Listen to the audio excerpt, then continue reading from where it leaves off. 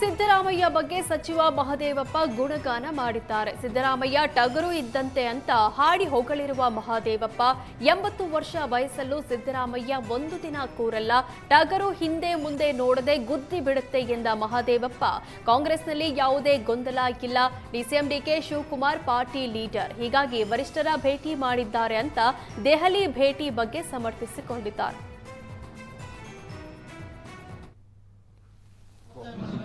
ಎಲ್ಲೆಲ್ಲಿ ಒಳ ಸುಳಿವಿದ್ದು ಎಲ್ಲ ನೀರು ಹರ್ಕೊಂಡು ಹೋಗ್ತಾ ಇರ್ತದೆ, ಸುತ್ತಾ ಇರ್ತದೆ.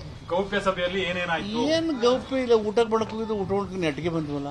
ಸಿಎಂ ಅವರು 2 ಸಾರಿ ಮುಖ್ಯಮಂತ್ರಿ ಏನು ಸಲಹೆ ಕೊಡ್ತೀರಿ? ಸಿಎಂ ಗೊತ್ತಿಲ್ಲದೆ ಇರೋ ವಿಷಯ ಏನಿದೆ? 80 ವರ್ಷದಲ್ಲಿ ಒಂದಿನ ಕೂತ್ಕೊಳ್ಳಲ್ಲ, ಇಡೀ ರಾಜ್ಯ ಸುತ್ತಾ ಇದ್ದಾರೆ. ರಾಜ್ಯ ಸುತ್ತಾ ಇದಾರಲ್ವಾ, ಟಗರು ಯಾವಾಗ ಮುಕ್ಕಾಗುತ್ತೆ? ಹಿಂಗೆ ಹಿಂದೆ ಮುಂದೆ ಹಿಂಗೆ ಮಾಡಿ ಓಡ್ಬಿಟ್ಟು ಟಕ್ ಅಂತ ಗುದ್ದುಬಿಡುತ್ತೆ. ಟಗರು ಮೂವ್ಮೆಂಟ್ನ ಹೇಳೋದು. ನೀವು ಟಗರು ಫೈಟ್ ನೋಡ್ತೀರಾ? ಈಗ ಇದು ಹಿಂಗನ್ನುತ್ತೆ, ಈಗ ಹಿಂಗ ಆಮೇಲೆ ಗುದ್ದೋದಲ್ವ. ಈಗ ಸದ್ಯಕ್ಕೆ ಯಾವ ಗೊಂದಲನೂ ಇಲ್ಲ. ಯಾವ ಕಾಲದಲ್ಲಿ ಏನು ಮಾಡಬೇಕಂತ ಹೈಕಮಾಂಡ್ ತೀರ್ಮಾನ ಮಾಡೋದು ಅಂತಿಮ.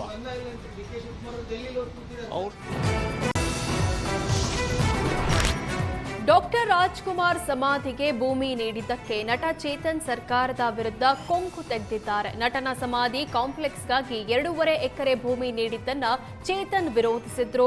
21ನೇ ಶತಮಾನದಲ್ಲಿ ಭಾರತದಲ್ಲಿ ಪ್ರಮುಖ ಹೋರಾಟವೇ ಭೂಮಿಯದ್ದಾಗಿದ್ದು, ಮತಗಳ ಲಾಭದ ಉದ್ದೇಶದಿಂದ ಭೂಮಿ ಹಂಚಬಾರದು, ಸರ್ಕಾರ ಸಾರ್ವಜನಿಕರ ಉಪಯೋಗಕ್ಕೆ ಹಂಚಬೇಕೆಂದು ನಟ ಟ್ವೀಟ್ ಮಾಡಿದ್ರು. ಇದೀಗ ನಟ ಚೇತನ್ ಅಹಿಂಸಾ ವಿರುದ್ಧ ರಾಜ್ಕುಮಾರ್ ಅಭಿಮಾನಿಗಳು ರೊಚ್ಚಿಗೆದ್ದಿದ್ದಾರೆ. ನಟ ಚೇತನ್ ವಿರುದ್ಧ ಅಣ್ಣಾವ್ರ ಅಭಿಮಾನಿಗಳು ಬಸವೇಶ್ವರ ನಗರ ಪೊಲೀಸ್ ಠಾಣೆ ಮೆಟ್ಟಿಲೇರಿದ್ದು, ಚೇತನ್ ಸಾರ್ವಜನಿಕವಾಗಿ ಕ್ಷಮೆ ಕೇಳಬೇಕೆಂದು ಅಭಿಮಾನಿಗಳು ಒತ್ತಾಯಿಸುತ್ತಿದ್ದಾರೆ. ನಟ ಚೇತನ್ ಅಂತ ನಿರುದ್ಯೋಗಿ ನಟ, ಫಾರಿನ್ ತಳಿ, ಅಣ್ಣವ್ರ ವಿಚಾರವಾಗಿ 2.5 ಎಕರೆ ಇವರಿಗೆ ಸ್ಮಾರಕಕ್ಕೆ ಕೊಡೋದು ಸೂಕ್ತನಾ? ಇಂಥ ಬೆಳೆ ಬಾಳುವಂಥ ಸಂದರ್ಭದಲ್ಲಿ ಒಂದು ಅಸಂಬದ್ಧವಾದಂಥ ಮಾತನ್ನ ಹೇಳಿ ಇಡೀ ರಾಜ್ಯದಲ್ಲಿರುವ ಅಣ್ಣವ್ರ ಅಭಿಮಾನಿಗಳಿಗೆ ನೋವಾಗಂಥ ಮಾತನ್ನು ಮಾತಾಡಿದ್ದಾರೆ. ಯಾಕಂದರೆ ನಾವು ಅಣ್ಣವ್ರ ಅಭಿಮಾನಿಗಳು ಯಾವುದಕ್ಕೂ ಇತ್ತೀಚೆಗೆ ಬರೀ ಶಾಂತಿ ಪ್ರಿಯಾಗೆ ಇರ್ತಿದ್ವಿ. ಮುಂಚೆ ಎಲ್ಲ ಅಣ್ಣವ್ರ ವಿಚಾರವಾಗಿ ಯಾರಾದರೂ ಮಾತಾಡೋಕ್ಕೆ ಪ್ರಾರಂಭ ಮಾಡಿದ್ರೇ ಏನಾದ್ರು ಒಂದಾಗಿರೋದು. ಇಂಥ ಸಂದರ್ಭಗಳಲ್ಲಿ ಒಬ್ಬರು ಬಿಟ್ಟರೆ ಒಬ್ಬರಾದ್ಮೇಲೆ ಒಬ್ಬರು ಮಾತಾಡೋದಕ್ಕೆ ಪ್ರಾರಂಭ ಮಾಡ್ತಾವ್ರೆ. ಅಣ್ಣವ್ರಿಗೆ ಸರ್ಕಾರವಾಗಲಿ ಇನ್ನೊಂದಾಗಲಿ ಯಾರೂ ಬಿಟ್ಟು ಕೊಟ್ಟಿಲ್ಲ. ಅಣ್ಣವರು ಈ ನಾಡಿಗೆ ನಿನ್ನೆ ಸಿದ್ದರಾಮಯ್ಯ ಕ್ಯಾಬಿನೆಟ್ನಲ್ಲಿ ಕೈಗೊಂಡ ದಲಿತ ಒಳ ಮೀಸಲಾತಿ ಹಂಚಿಕೆ ನಿರ್ಧಾರಕ್ಕೆ ಎಂಎಲ್ಸಿ ಎಚ್ ವಿಶ್ವನಾಥ್ ಅಸಮಾಧಾನ ವ್ಯಕ್ತಪಡಿಸಿದ್ದಾರೆ. ಒಳ ಮೀಸಲಾತಿಯಲ್ಲಿ ಶೋಷಿತ ಸಮುದಾಯಗಳಿಗೆ ಅನ್ಯಾಯ ಆಗಿದೆ.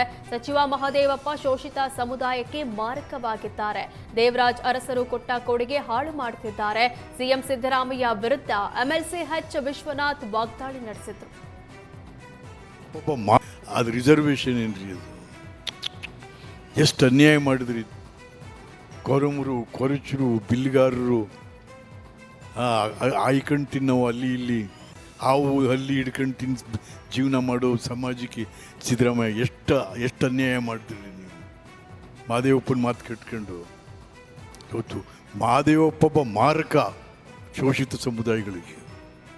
ಸೊ ಅದೇನು ರಿಸರ್ವೇಷನ್ ಕೂಲ ಏನ್ರಿ? ಈ ನಾಡು ದೇವರಾಜರ್ಸ್ ಕೊಟ್ಟಂತ. ಪ್ರಧಾನಿ ನರೇಂದ್ರ ಮೋದಿ ವಿರುದ್ಧ ಭಯೋತ್ಪಾದಕ ಪದ ಬಳಸಿದ ಮಲ್ಲಿಕಾರ್ಜುನ್ ಖರ್ಗೆ ವಿರುದ್ಧ ತೀವ್ರ ಆಕ್ರೋಶ ವ್ಯಕ್ತವಾಗ್ತಾ ಇದೆ. ಖರ್ಗೆ ಹೇಳಿಕೆ ಖಂಡಿಸಿ ಚಿಕ್ಕೋಡಿ ಪಟ್ಟಣದ ಬಸವ ವೃತ್ತದಲ್ಲಿ ಬಿಜೆಪಿ ಕಾರ್ಯಕರ್ತರು ಪ್ರತಿಭಟಿಸಿದ್ರು. ಪ್ರತಿಭಟನೆಯಲ್ಲಿ ಭಾಗಿಯಾಗಿದ್ದ 100 ಬಿಜೆಪಿ ಕಾರ್ಯಕರ್ತರು ಖರ್ಗೆ ಹಾಗೂ ಕಾಂಗ್ರೆಸ್ ಪಕ್ಷದ ವಿರುದ್ಧ ಆಕ್ರೋಶ ಹೊರಹಾಕಿದ್ರು. ಕಾರು ಬೈಕ್ ನಡುವೆ ನಡೆದ ಅಪಘಾತದಲ್ಲಿ ಬೈಕ್ ಸವಾರ ಸ್ಥಳದಲ್ಲೇ ಮೃತಪಟ್ಟ ಘಟನೆ ಮೈಸೂರಿನ ನಂಜನಗೂಡು ತಾಲೂಕಿನ ಹೊಸವೀಡು ಗ್ರಾಮದ ಗೇಟ್ ಬಳಿ ನಡೆದಿದೆ. ಬೈಕ್ ಹಿಂಬದಿ ಸವಾರ ಚೇತನ್ ಗಂಭೀರವಾಗಿ ಗಾಯವಾಗಿದ್ದು, ಮೈಸೂರಿನ ಕೆಆರ್ ಆಸ್ಪತ್ರೆಯಲ್ಲಿ ಚಿಕಿತ್ಸೆ ನೀಡಲಾಗ್ತಾ ಇದೆ. ಘಟನಾ ಸಂಬಂಧ ಹುಲ್ಲಹಳ್ಳಿ ಪೊಲೀಸ್ ಠಾಣೆಯಲ್ಲಿ ಪ್ರಕರಣ ದಾಖಲಾಗಿದೆ. ರಾಜ್ಯದಲ್ಲಿ ವಿಪರೀತ ಬಿಸಿಲಿನ ತಾಪಮಾನ ಹಿನ್ನೆಲೆ ವಿಜಯನಗರದ ಹೊಸಪೇಟೆಯಲ್ಲಿ ತಾಪಾಘಾತ ಕೇಂದ್ರ ಸ್ಥಾಪನೆ ಮಾಡಲಾಗಿದೆ. ಬಿಸಿಲಿಂದ ಕಂಗೆಟ್ಟ ಜನತೆಗೆ ವಿಜಯನಗರ ಜಿಲ್ಲಾ ಕೇಂದ್ರ ಸೇರಿದಂತೆ ತಾಲೂಕು ಹೋಬಳಿ ಆಸ್ಪತ್ರೆಗಳಲ್ಲಿ ವಿಶೇಷ ಕೊಠಡಿಯನ್ನ ವ್ಯವಸ್ಥೆ ಮಾಡಲಾಗಿದೆ. ಜಿಲ್ಲೆಯಲ್ಲಿ 81 ಬೆಡ್ಗಳ ತಾಪಾಘಾತ ಕೇಂದ್ರ ನಿರ್ಮಾಣ ಮಾಡಲಾಗಿದೆ. ನಿರ್ಜಲೀಕರಣ, ವಾಂತಿ, ಭೇದಿಯಿಂದ ಬಳಲ್ತಾ ಇರುವ ರೋಗಿಗಳಿಗೆ ಚಿಕಿತ್ಸೆ ನೀಡುವ ಹಿನ್ನೆಲೆ ತಾಪಾಘಾತ ಕೊಠಡಿ ನಿರ್ಮಾಣ ಮಾಡಿ ಚಿಕಿತ್ಸೆ ಜಿಲ್ಲಾಸ್ಪತ್ರೆ ನೀಡುತ್ತಾ ಇದೆ.